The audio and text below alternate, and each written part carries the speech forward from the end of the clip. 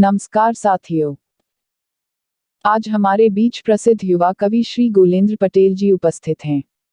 हम संस्था की ओर से आपका आत्मिक अभिवादन व अभिनंदन करते हैं।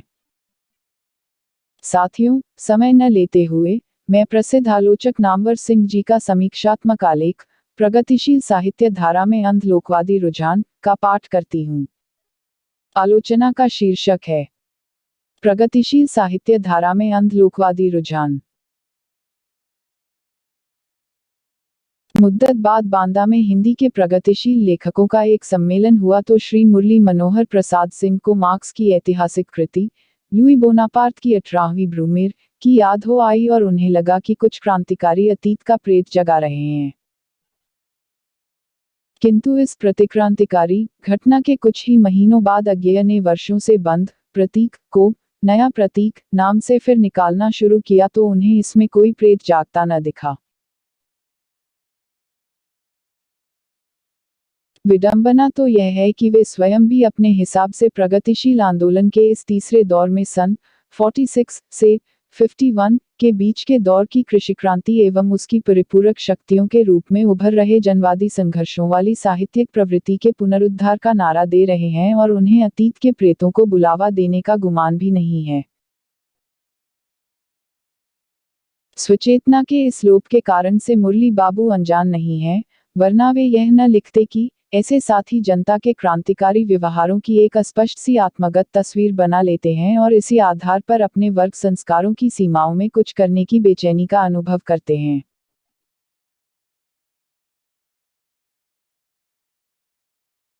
कहना न होगा कि यह आत्मगत तस्वीर सन 67 के बाद कृषि क्रांति की परिपक्व होती हुई शक्तियों और विशाल जनवादी संग्राम की है, जिसकी चकाचौंध ने उन्हें लुई बोनापार्ट की 18वीं ब्रूमेर के प्रथम पृष्ठ से आगे देखने ही नहीं दिया, वरना उस ऐतिहासिक आईने में उन्हें आज के भारत की राजनीति का स्वप्न भरा पूर्वाभास भी जरूर दिखाई पड़ता, जो प्रगतिशील लेखकों के इस सम्मेलन का जीता जागता भयावना संदर्भ है। फ्रांस में 1848 की क्रांति के सर्वहारा नेतृत्व निर्मम दमन करने के बाद नेपोलियन तृतीय ने कुछ वर्षों तक गणतंत्र का नाटक करके अंततः 1851 में जो तानाशाही कायम की, उसका विश्लेषण मार्क्स ने एक प्रहसन के रूप में किया है। उल्लेखनीय है कि इस राजनीतिक घटना के आकलन के लिए मार्क्स को एक साहित्यिक अवधारणा ही सबसे उपयुक्त प्रतीत हुई। 1789 की महान फ्रांसीसी क्रांति के बाद नेपोलियन का सत्ता ग्रहण त्रासदी लगी तो 1848 की क्रांति के बाद लुई बोनापार्ट यानी नेपोलियन तृतीय का सत्ताग्रहण प्रहसन। मार्क्स के अनुसार एक बार जब मेहनतकश वर्ग का आंदोलन कुचल दिया गया तो समाज राजनीतिक दृष्टि से निर्जीव हो गया, उसके संघर्ष की कोई दिशा न रही और वह एक से तनावों तथा शिथिलताओं की अनवरत आवृत्ति से क्लांत हो गया। सर्वहारा वर्ग क्रांतिकारी रंगमंच की पृष्ठभूमि में खिसक गया। मजदूरों के अंतर्धान होते ही मध्यवर्ग आपस में लड़ने लगा, एक के बाद एक हिस्सा जोर जबरदस्ती, धमकी, संसदीय तिकड़म या राजनीतिक अनाड़ीपन के जरिए निहत्था होता गया। यह क्रम तब तक चलता रहा जब तक सभी वर्ग भूलूंठित होकर सर्वहारा की बगल में जा नहीं पड़े। वर्ग संघर्ष का खात्मा होते ही इतिहास अपनी अंतर्वस्तु खो बैठा। वह रंगमंच का अभिनय मात्र होकर रह गया, ऐसा अभिनय जिसमें एक ओर अतीत गौरव के नट भूमिका में उतर रहे थे तो दूसरी ओर निरर्थक हिंसा के विस्फोट हो रहे थे। संक्षेप में यह एक स्वांग या प्रहसन था। फ्रांस को नेपोलियन तृतीय के रूप में बड़े नेपोलियन का व्यंग्यचित्र प्राप्त हुआ। समय के फेर से नायक विदूषक में बदल गया। क्रांतिकारी बुर्जुआ वर्ग के अभाव में नेपोलियन द्वारा निर्मित भ्रम की राजनीति अब राजनीति का भ्रम बन गई। वस्तुतः यह वह दौर था जब सर्वत्र सभी वर्गों के उच्छिष्ट टुटपुजिया वर्ग का बोलबाला था। स्वयं नेपोलियन तृतीय भी मार्क्स के शब्दों में शाही टुटपुजिया सर्वहारा था। ऊपर से नीचे तक सभी स्तरों के बोहेमियन अतिवादी आचरण की दिशा में समान रूप से प्रवृत्त थे। सर्वत्र गुंडागर्दी और भ्रष्टाचार का राज था और इन सभी समाज विरोधी तत्वों का सरताज नेपोलियन तृतीय शासन और व्यवस्था के नाम पर राजनीति का भ्रम फैलाए हुए था। मार्क्स के शब्दों में इतिहास एक बारगी घटना शून्य हो गया। जाहिर है कि यह 1851 का फ्रांस है, आज का भारत नहीं। किंतु जिस संकट की ओर तेजी से अपना देश जा रहा है उसमें मार्क्स का यह कालजयी विश्लेषण खतरे की घंटा ध्वनि की तरह गूंजता प्रतीत होता है। संदेह यहाँ सादृश्य दर्शन का दुर्निवार प्रलोभन भी है। जैसे तेलंगाना की किसान क्रांति के दमन के बाद जवाहरलाल नेहरू और नक्सली क्रांति के दमन के बाद इंदिरा गांधी, और इस प्रकार त्रासदी तथा प्रहसन के रूप में इतिहास की पुनरावृत्ति। कहना न होगा कि हर सादृश्य के समान यह सादृश्य भी भ्रामक है, क्योंकि सादृश्य अंततः सादृश्य ही है, जिसे एक सीमा के बाद खींचना रोचक चाहे जितना हो, वैज्ञानिक कतई नहीं है। फिर भी इस नाटक का परिवेश बहुत कुछ वैसा ही है, घटनाएं और व्यक्ति चाहे जितने भिन्न हों। इस भारतीय प्रहसन की 18वीं ब्रूमेर लिखने वाला कोई मार्क्स आज हमारे बीच भले न हो। नागार्जुन जैसे कवि की इधर की कविताएं एहसास करा रही हैं कि अब भी गर्जित प्रलयाब्धि क्षुब्ध हनुमत केवल प्रबोध। Single quote. निस्संदेह इस संकट को खुली आंखों देखने और महसूस करने वाले जागरूक लेखक आज हिंदी में काफी हैं। सच तो यह है कि इधर 3-4 वर्षों के अंदर हिंदी लेखकों में एक स्पष्ट वामपंथी रुझान उभरा है, विशेषत युवा लेखकों में। पिछले दिनों जो लेखक हर्बर्ट मार्क्यूस प्रभृति पश्चिमी विचारकों के प्रभाव में आकर नववाम के फैशन के अधीन हवाई ढंग के व्यवस्था विरोध का प्रदर्शन कर रहे थे, वे अपनी ठोस वास्तविकता की राजनीतिक अंतर्वस्तु को पहचानने लगे हैं। इस रुझान के बारे में जैसा कि एक युवा लेखक ने लिखा है, लेखकों ने आत्मपरक सीमित संसार को ही देखने वाली संकुचित दृष्टि त्याग कर व्यापक सामाजिक दृष्टि से अपने यथार्थ को देखना और समझना शुरू कर दिया है। साहित्य को सामाजिक परिवर्तन के लिए लड़ी जाने वाली लड़ाई से जोड़कर देखा जाने लगा है, और साहित्यकार अब समाज से कटा, स्वकेंद्रित, अहंवादी और कुंठित प्राणी न रहकर एक संघर्षशील सामाजिक मनुष्य की भूमिका अपना रहा है। इस जागरूकता का संकेत आमुख अर्थात उत्तरार्ध और कथा, क्यों, पहल, परिवेश, बातचीत, भंगिमा, वाम, सामयिक जैसी 1 दर्जन लघु पत्रिकाओं से मिलता है, जो अपने तेवर में पिछले दशक की लघु पत्रिकाओं की अराजकतापूर्ण बाढ़ से नितांत भिन्न हैं। इन पत्रिकाओं से संबद्ध लगभग 30-40 ऐसे युवा लेखक हैं जो कम से कम अपने विचारों में सामाजिक जिम्मेदारी का आभास देते हैं। इधर के लेखक सम्मेलनों और साहित्यिक गोष्ठियों में वैचारिक हस्तक्षेप और पहल करके इन लेखकों ने संगठन की भी आकांक्षा व्यक्त की है। बांदा का प्रगतिशील लेखक सम्मेलन 1973 इसी आकांक्षा का सूचक है। फिर भी यह कटु सत्य है कि अभी तक वामपंथी लेखकों का कोई व्यापक संगठन नहीं बन सका। यही नहीं बल्कि संगठित होने की प्रक्रिया में विघटन की प्रवृत्तियां ज्यादा तेज हो रही हैं। निस्संदेह इस प्रक्रिया में टुटपुजिया मध्यवर्गीय व्यक्तिवादी संस्कारों का बहुत बड़ा योग है, जिसके व्यक्त रूपों का विश्लेषण आवश्यक है। बांदा सम्मेलन के दौरान सर्वसम्मत वक्तव्य की तैयारी से लेकर बाद में उक्त वक्तव्य की व्याख्याओं की खींचतान तक जो स्थिति रही, उससे एक बात स्पष्ट है कि आज की राजनीतिक स्थिति का मूल्यांकन ही वह असली मुद्दा है जिस पर ये लेखक एकमत नहीं हैं। स्पष्टत भारत में इस समय 3 या की 4 कम्युनिस्ट पार्टियां हैं, और इनके अलावा भी अपने आप को मार्क्सवादी कहने वाले कुछ समुदाय तथा व्यक्ति हैं, जिनमें से हर एक के साथ कुछ न कुछ लेखक या तो संबद्ध हैं या सहानुभूति रखते हैं। इसलिए अपनी अपनी पार्टियों तथा समुदायों की राजनीतिक लाइन के अनुसार लेखकों की राजनीतिक दृष्टि में भिन्नता स्वाभाविक है। जब तक राजनीतिक पार्टियों और समुदायों के बीच का अंतर नहीं मिटता अथवा उनके बीच किसी न्यूनतम कार्यक्रम पर व्यवहार में संयुक्त मोर्चा नहीं बनता, तब तक इन लेखकों के बीच राजनीतिक एकता कायम होना कठिन है।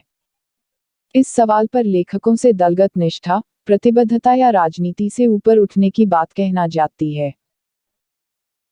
लेकिन एक निष्ठावान लेखक से उसकी राजनीति की साहित्यिक अंतर्वस्तु की मांग तो की ही जा सकती है, क्योंकि एक लेखक के नाते उसका अपना कर्म क्षेत्र तो साहित्य ही है। विचित्र विडंबना है कि अधिकांश लेखक अपनी राजनीति के अभीष्ट साहित्यिक रूपांतर में या तो असमर्थ हैं या फिर अनजान हैं। दरअसल इस समस्या के समाधान की उम्मीद अनेक निष्ठावान लेखकों को अपनी पार्टी के राजनीतिक नेताओं से ही है। इस संदर्भ में कुछ राजनीतिक नेताओं के सद्य प्रकाशित इंटरव्यू तथा लेख काफी रोचक हैं। किसी समानधर्मा राजनीतिकर्मी तथा बुद्धिजीवी के अनुभव ज्ञान से लाभ उठाना एक बात है, किंतु साहित्य के जिस क्षेत्र से उसका अंतरंग परिचय नहीं उसके बारे में उससे समाधान की उम्मीद करना उसके साथ सरासर जाती है। इससे किसी लेखक की निष्ठा और पार्टी भक्ति भले ही प्रमाणित हो, उसकी अपनी सृजनशीलता और साहित्यधर्मिता संदिग्ध हो जाती है। प्रायः राजनीति के पराश्रयी और राजनीतिक नेताओं के पिछलग्गू लेखक ही इस दिशा में प्रवृत्त होते हैं। कोई स्वाभिमानी और सुबुद्ध साहित्यकार यह पराश्रयी वृत्ति स्वीकार नहीं कर सकता। प्रेमचंद ने इसी स्वाभिमान को व्यक्त करते हुए प्रगतिशील लेखक संघ के अपने अध्यक्षीय भाषण में कहा था कि साहित्य राजनीति के पीछे चलने वाली सच्चाई नहीं, बल्कि उसके आगे मशाल दिखाती हुई चलने वाली सच्चाई है। निष्ठावान पराश्रयी लेखक वस्तुतः अपनी राजनीतिक पार्टी को भी क्षति पहुंचाते हैं और साहित्य को भी। ऐसे ही अधकचरे और पराश्रयी लेखक राजनीतिक पार्टियों के अंतरंग मतभेद को प्रगतिशील साहित्य के आंदोलन में निपटाना चाहते हैं। प्रगतिशील लेखक संघ को तोड़ने का श्रेय ऐसे ही लेखकों को है और आज प्रगतिशील साहित्य के नए उभार के समय भी सबसे बड़ी बाधा ऐसे ही लेखक हैं। साहित्य को राजनीतिक चेतना से संपन्न बनाने का अर्थ साहित्य सृजन और चिंतन में राजनीतिक संघर्ष की रणनीति और कार्यनीति का अमल नहीं है। साहित्य के क्षेत्र में राजनीति के ऐसे ही अनाड़ी अनुवादक अनेक संवेदनशील सर्जक साहित्यकारों को राजनीति मात्र से दूर धकेलकर अराजनीतिक बना देते हैं। राजनीतिक क्षेत्र के असफल नेता तो साहित्य में घुसकर प्रायः इस प्रकार की धांधली फैलाते ही हैं। राजनीति के संपर्क में आने वाले नए नए रंगरूट लेखक भी प्रायः अतिरिक्त उत्साहविश साहित्य पर राजनीतिक बलात्कार कर बैठते हैं। इस प्रकार साहित्यगत राजनीतिक रणनीति अक्सर राजनीतिक अकर्मण्यता की क्षतिपूर्ति होती है। कहना न होगा कि यह टुटपुजिया मध्यवर्गीय मनोवृत्ति का ही एक रूप है।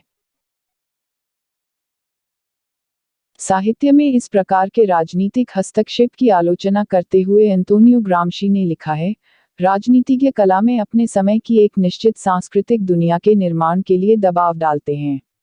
यह कलात्मक आलोचना नहीं, बल्कि एक राजनीतिक कार्य है। जिस सांस्कृतिक दुनिया के लिए हम संघर्ष कर रहे हैं, वह यदि जीवंत और बाध्य करने वाली वास्तविकता होगी तो उसका कलात्मक प्रतिफलन दुर्निवार होगा, वह अपने कलाकार स्वयं ही ढूंढ लेगी। किंतु यदि राजनीतिक दबाव के बावजूद वह अपने कलाकार नहीं ढूंढ पाती तो इसका साफ मतलब है कि हम एक कल्पित और कागजी सांस्कृतिक दुनिया के लिए आग्रह कर रहे हैं। साहित्य के प्रति एक जिम्मेदार मार्क्सवादी राजनीतिकर्मी का रुख ऐसा ही रचनात्मक होता है, क्योंकि सच्चा राजनीतिकर्मी अपने ही समान साहित्यकर्मी की भी अपनी सर्जनात्मक समस्याओं समझने में समर्थ होता है। इसी क्रम में ग्राम्शी ने यह भी कहा है, कलाकार के सम्मुख एक परिदृश्य अवश्य होना चाहिए, किंतु राजनीतिज्ञ की अपेक्षा उसका परिदृश्य अनिवार्यत कम नपा-तुला और कम निर्दिष्ट होता है और इस तरह वह कम कट्टर होता है। कलाकार अनिवार्यत एक विशेष क्षण में जो है उसका प्रतिफलन यथार्थता के साथ करता है, इसलिए उसकी कृति वैयक्तिक और असहमतिपरक होती है। अलग अलग पार्टियों को राजनीतिक लाइनों के बारीक अंतर के आधार पर साहित्य में बहस चलाने वाले मार्क्सवादी लेखकों का वितंडा क्या इस कथन के आगे निस्सार नहीं हो जाता। वस्तुतः साहित्य में राजनीतिक मतभेदों को अनावश्यक तूल देने वाले वामपंथी लेखक यह मोटी सी बात भूल जाते हैं कि मार्क्सवाद केवल एक राजनीतिक सिद्धांत नहीं, बल्कि एक विश्वदृष्टि है राजनीति जिसका एक पक्ष है, निस्संदेह अत्यंत महत्वपूर्ण पक्ष। यह विश्वदृष्टि लेखक को अपने समय की वास्तविकता को उसकी समग्र जटिलता के साथ समझने में सहायक होती है। इसलिए लेखकों के बीच कायदे से विश्वदृष्टि पर बहस होनी चाहिए, राजनीतिक लाइन पर नहीं। विश्वदृष्टि एक वामपंथी लेखक के लिए भी ज्यादा बुनियादी है।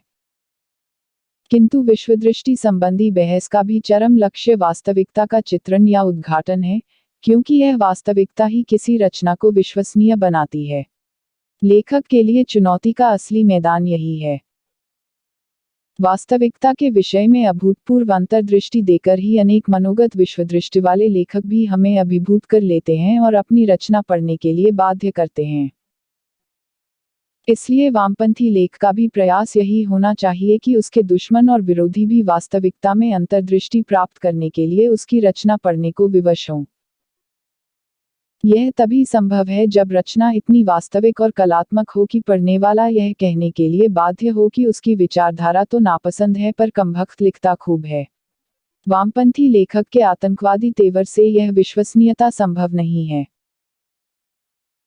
निश्चय ही इसके लिए अपनी पार्टी की राजनीतिक लाइन के निष्ठापूर्ण पारायण और अनुवाद की अपेक्षा अपने आसपास की जिंदगी और वास्तविकता के प्रति आलोचनात्मक स्वचेतना को जागृत और विकसित करना कहीं अधिक आवश्यक है। ऐसा प्रतीत होता है कि इस विषय में अपनी कमजोरी को छिपाने के लिए भी ज्यादातर युवा वामपंथी लेखक सारी बहस को राजनीतिक मुद्दों की ओर ले जाते हैं और उन्हें हर जगह एक साजिश नजर आती है।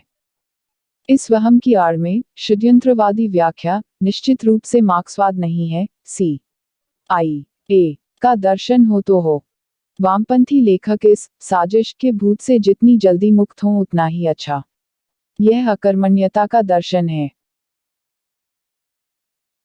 राजनीतिक परिवर्तन को लक्ष्य में रखते हुए भी लेखक के नाते अपनी रचनाओं के द्वारा सांस्कृतिक परिवर्तन की दिशा में सक्रिय होता है, क्योंकि सांस्कृतिक परिवर्तन के बिना राजनीतिक परिवर्तन कठिन है।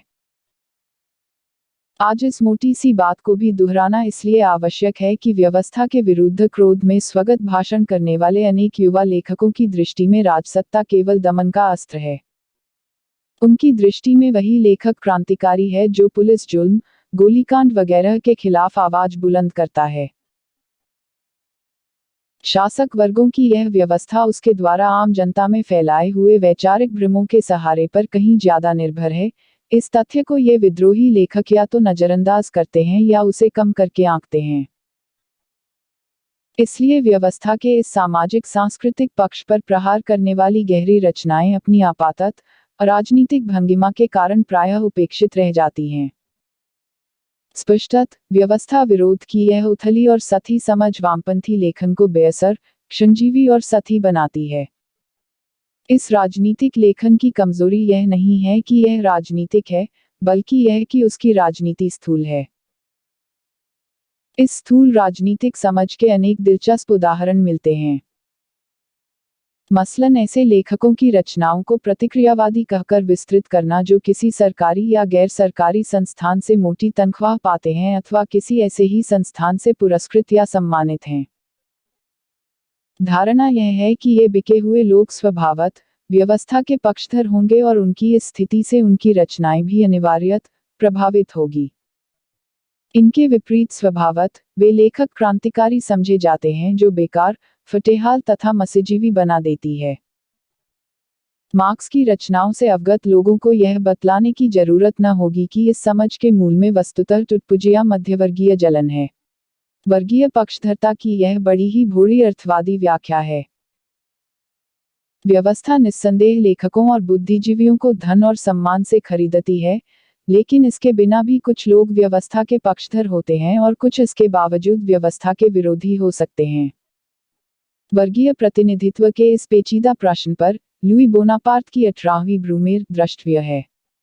प्रगतिशील लेखकों के संगठन में फूट का एक बड़ा कारण यह गलतफहमी है। टुटपुजिया मध्यवर्गीय जलन अक्सर आपसी वैमनस्य को भड़काती रहती है, जिसके कारण लेखकों के बीच न कोई संयुक्त मोर्चा बन पाता है और न संगठन ही चल पाता है। इसी समझ का दूसरा पहलू है आम जनता तथा सर्वहारा को गौरवमंडित करने की भावुकता। यह वस्तुतः रोमांटिक और अंधलोकवादी रुझान है। सर्वहारा जन्मना वर्ग चेतन नहीं होता, वह वर्ग चेतना अर्जित करता है जनसंघर्षों और राजनीतिक शिक्षा के द्वारा। सर्वहारा के आचार विचार और जीवन पद्धति स्वभावत निष्कलुष और अनुकरणीय नहीं होते। ताजगी और जीवंतता लोक संस्कृति तथा लोक साहित्य के प्राकृतिक गुण नहीं है। उन्हें साहित्यिक आदर्श के रूप में रखना मार्क्सवाद नहीं, बल्कि रोमांटिक भाववाद है। जनता का प्रशस्ति गान इसी रोमांटिक रुझान का अनर्गल उच्छ्वास है। कहने की आवश्यकता नहीं कि इन रचनाओं की जनता अक्सर अमूर्त और वायवी होती है। गांवों में पैदा होने वाले वामपंथी लेखक इस रूमानियत के शिकार इसलिए होते हैं कि शहर आ जाने पर छूटे हुए गांव का नॉस्टैल्जिया रह रहकर दुख देता है। दूसरी ओर शहर के पैदाइशी वामपंथी लेखकों के लिए तो गांव रूसों के शुद्ध निसर्ग हैं ही, किसान भी मूर्तिमान सादगी और सरलता है। कुल मिलाकर टुटपुजिया मध्यवर्गीय लेखकों के मन को यह अपराध बोध है जो उन्हें सर्वहारा के आदर्शीकरण की ओर प्रेरित करता है। व्यवहार में इस प्रवृत्ति की परिणति है अपने आप को सच्चा वर्गचेतन मानने का मिथ्या अहंकार, जिसका सबसे आपत्तिजनक रूप है दूसरों को हीन दृष्टि से देखना। जनता नाम के एक अमूर्त गुरु से शिक्षा प्राप्त करने का दंभ करने वाले लेखकों की विनम्रता वस्तुतः अंध लोकवादी रुझान आज के वामपंथी लेखन का हानिकारक पक्ष है। जनता से अपने आप को जोड़ने के नाम पर अंध लोकवाद का उपयोग प्रायः वामपंथी लेखकों के मनोबल को तोड़ने के लिए भी किया जाता है, जिसके फलस्वरूप वे प्रायः अपराधबोध से ग्रस्त होकर आत्मभर्त्सना के शाश्वत शिकार हो जाते हैं। अंध लोकवाद का ही एक और रूप है सुगम और लोकप्रिय साहित्य रूप के लिए आग्रह। इस आग्रह का परिणाम है परंपरागत चिरपरिचित रूपों और भाषा की स्वीकृति। दुरूहता और जटिलता इस दृष्टि के लिए दुश्मन है और प्रयोग की दिशा में उठाया जाने वाला एक भी कदम संदिग्ध है। धारणा यह है कि जनता को नीची नज़र से देखने का फल है। जनता को मूर्ख समझने वाली ज्ञानी जनवादी ही इस तरह सोचते हैं। इन लोगों की नज़र में साहित्य का काम सिर्फ भावोत्तेजना है। ये लोग साहित्य को अपनी गूढ़ राजनीति का लोकप्रिय साधन समझते हैं। उनके ख्याल से साहित्य वास्तविकता के किसी नए पहलू को उजागर करने के लिए नहीं होता। फलत यह आग्रह ऊपर से नेक इरादे वाला दिखाई देते हुए भी व्यवहार में प्रायः ऐसे प्रचारात्मक साहित्य के निर्माण को बढ़ावा देता है जो रचना नहीं बल्कि अनुवाद होता है। वामपंथी लेखन में यह आग्रह प्रायः सर्जनात्मक प्रतिभाओं को दूर धकेल देता है। कायदे से यह साहित्य राजनीतिक क्रांति के लिए भी विशेष उपयोगी नहीं होता, क्योंकि यह एक तरह का शॉर्टकट आसान रास्ता है। इससे थोड़ी देर के लिए मजमा तो लगाया जा सकता है, किंतु जनता को वर्गचेतना के फौलादी संकल्प में ढालना कठिन है। अंततः वामपंथी लेखन के मार्ग में सबसे बड़ी बाधा है नकारात्मक रुख की प्रधानता। व्यवस्था विरोध पर विशेष बल देने के कारण यह लेखन वस्तुतः एक विरोधी लेखन होने की नियति को स्वीकार कर लेता है, जबकि उसका ऐतिहासिक दायित्व शासक वर्ग के साहित्य के विकल्प में एक उच्चतर साहित्य का प्रतिमान प्रस्तुत करना है। यदि सर्वहारा का अधिनायकवाद एक वर्ग के शासन के बाद दूसरे वर्ग का शासन मात्र नहीं, बल्कि संपूर्ण मानवजाति की मुक्ति के लिए निर्मित एक उच्चतर समाज व्यवस्था है, तो स्पष्ट है कि उसका साहित्य भी साहित्य की अनेक प्रवृत्तियों में से एक प्रवृत्ति मात्र नहीं बल्कि समग्र साहित्य की परंपरा को विकास की अगली मंजिल की ओर ले जाने का व्यापक प्रयास है। ऐसा प्रतीत होता है कि आज के वामपंथी लेखक अपने साहित्य कर्म के व्यापक ऐतिहासिक दायित्व से बहुत कुछ बेखबर हैं। अधिक से अधिक प्रतिपक्ष का साहित्य सृजन ही उनका लक्ष्य प्रतीत होता है। इसीलिए प्रगतिशील आंदोलन की पिछली परंपरा में उन्हें जहां संशोधनवादी उदारवादी भटकाव दिखाई पड़ता है, वहां प्रगतिशील साहित्य के उदय का वह ऐतिहासिक रूप दृष्टिगत नहीं होता जिसके कारण वह छायावाद युग के बाद का युगव्यापी साहित्यिक उत्थान समझा गया। यदि आज के वामपंथी लेखकों के सम्मुख साहित्य का यह व्यापक ऐतिहासिक लक्ष्य नहीं है तो वे एक संकीर्ण दायरे में सिमटकर रह जाएंगे और यह संकीर्णता साहित्य सृजन को तो सीमित करेगी ही, साहित्यिक संगठन को भी एक विघटनशील गुटिया गिरोह बनाकर छोड़ देगी। प्रगतिशील साहित्य आंदोलन के पूर्ववर्ती दौर की आलोचना करते समय यह न भूलना चाहिए कि उस आंदोलन ने स्वयं जनता के बीच से अनेक जन साहित्यकार पैदा किए थे। ग्रामशी जिस ऑर्गेनिक बौद्धिक के निर्माण पर बल दिया करते थे, उस दिशा में यदि हमारे यहाँ कभी कोई प्रगति हुई तो प्रगतिशील आंदोलन के उदयकालीन दिनों में। कहने की आवश्यकता नहीं कि आज का वामपंथी आंदोलन जनता के बीच से उभरने वाले उसके अपने लेखकों के निर्माण के बिना न तो सार्थक साहित्य सृजन कर सकता है और न कोई प्रभावशाली लेखक संगठन या मोर्चा ही बना सकता है। ऐसे जन लेखकों का निर्माण निश्चय ही जन संघर्षों और आत्म शिक्षा की दीर्घ प्रक्रिया है, किंतु राजनीतिक लाइनों पर की जाने वाली दिमागी कसरत से कहीं अधिक सर्जनात्मक है। क्या आज के अग्निवर्षी लेखक इस कठोर अग्निदीक्षा के लिए तैयार हैं? 1974। धन्यवाद।